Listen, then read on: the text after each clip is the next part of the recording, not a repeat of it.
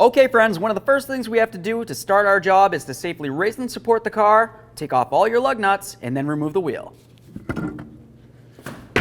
We're going to continue on to removing our outer tie rod end from the knuckle.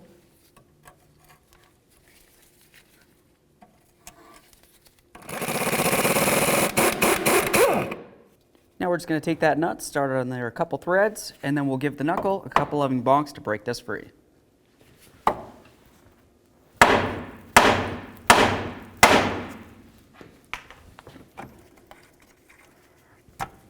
With that broken free, the next thing we want to do is start removing the outer tie rod end from the inner tie rod end.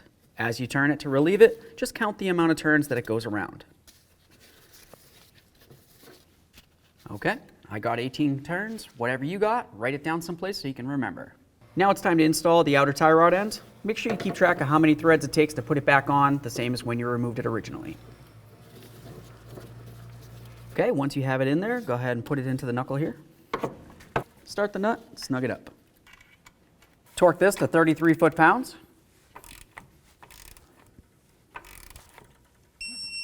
The next thing you want to do is inspect the nut to the stud. You want to make sure that the slot on the nut is matching up to the hole on the stud. If it's not, you need to continue tightening until the very next slot does. After that, take your locking cotter pin, slide it right through, and then pin it over so there's no way the nut can come free on its own.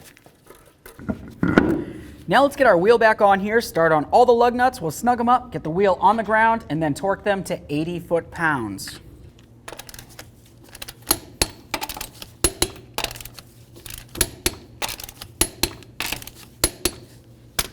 Torqued. Okay friends, we got the job done. What's left to do now? Take it for a road test down to your local alignment shop.